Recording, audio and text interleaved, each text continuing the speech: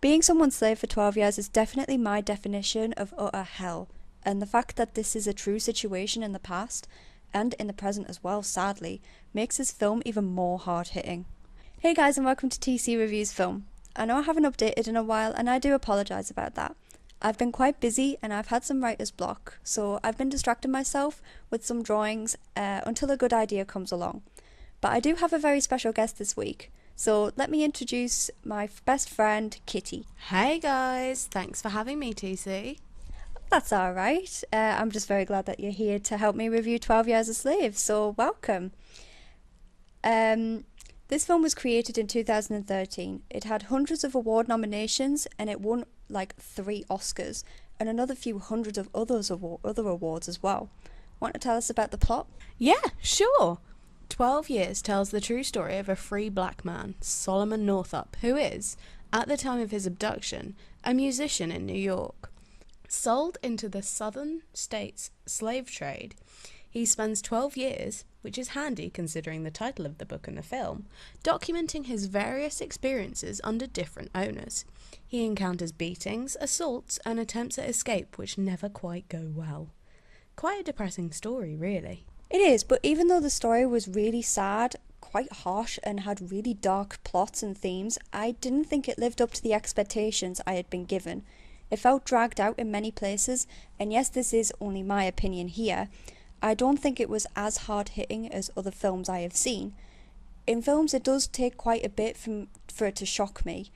And yes, being abducted and sold into slavery and the conditions he lived in are truly disgusting and downright wrong. But I don't think the film made it out to be that bad. Even though in real life it was a terrible place to be, don't get me wrong. And I don't know if Steve McQueen wanted to focus more on the characters and their development rather than the situations they were in. But what about the scene where he's left to hang? Or stay alive on tiptoe for 12 hours? I know I couldn't do that. The moment he gives in to the pain that he's feeling, he's dead. He chokes. That's distressing enough as a concept, but Steve McQueen takes it further. He leaves him on screen while it happens. Look at this, stood off to the side of the shot in the stillness of the morning, and then steadily ignored while the rest of the plantation goes about their business.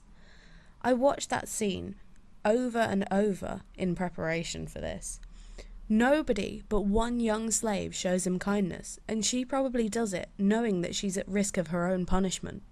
For more than 2 minutes on screen, which is a span of a day in the chronology of the film, Solomon is set aside, left to suffer his punishment alone, audibly choking and in pain. Kids play in the background while he suffers in the foreground. The white plantation managers watch over him like vultures waiting for him to give in. He's only saved when Ford, his owner, rides in on a white horse and frees him with a single swing of a blade. Where's the humanity in that? Oh, I completely agree. There is no humanity in that, and it's completely tragic that people got away with this for so long. I do not condone anything in this film at all. The only reason why I don't think it's as shocking as, say, the film of Selma is maybe because it took me so long to watch it, and after a while the hype was getting beyond ridiculous. I was too hyped and it dragged, I'm afraid. But anyway, want to talk about the white saviour complex in this film? I'd love to. First of all, let's be straight up here. We're 2 white women talking about a time in which white people held all the cards. The white characters in this film aren't portrayed in a favourable light because their attitudes and actions were deplorable. They don't deserve to be. There's no coming back from owning a person, trading for money, so that you can make them do whatever you want them to. The only moderately redeemable white man in the film is Brad Pitt's Bass. He knows that the way black people are treated is unfair. They're left to suffer undeservedly. In his words, not mine, laws change and social systems crumble. Universal truths are constant. It is a fact. It is a plain fact that what is true and right is true and right for all, white and black alike. Steve McQueen didn't make this film to be universally lauded. He made it so that the overwhelming white majority of cinema goers would realise this is what we've done. What we did wasn't right, and we won't change unless we acknowledge what's happened in the past and take responsibility for it. There is no excuse for treating another race poorly if you wouldn't wish it upon yourself. And that is what I found most powerful about 12 Years a Slave. And yet we still struggle nowadays to realise that what we've done is wrong, and that angers me so much. I think the cast in this film is absolutely fantastic, and Steve McQueen has done another amazing job of finding the perfect actors for each of the characters. He's done what any director should do, hire a cast that is true to the characters' roots, and not do what Exodus did, and hire white people for a job that was originally black. Just... What I do know is that you love the entire cast too, don't you? I have to say I do. There's not a weak actor in the bunch. I could talk about them for days, but I won't, because I know you like to keep these things short. There's an emotionally crippling intensity in Chiwetel Ejiofor's portrayal of Solomon that's present throughout. Lupita Nyong'o deserved the Oscar she won and every other award on top of that. She brought me to tears over and over again.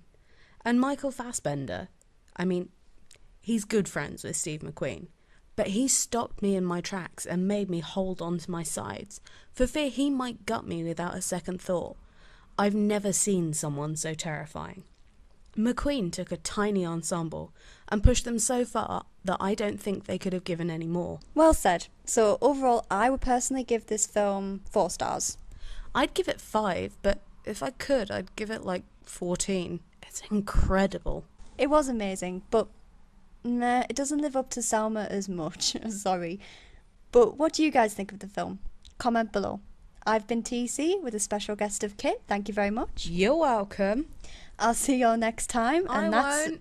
Why must you interrupt my outro? Because I get one shot at this. I mean, come on. But then I won't ask you back. It's just no. Behave yourself. Sorry.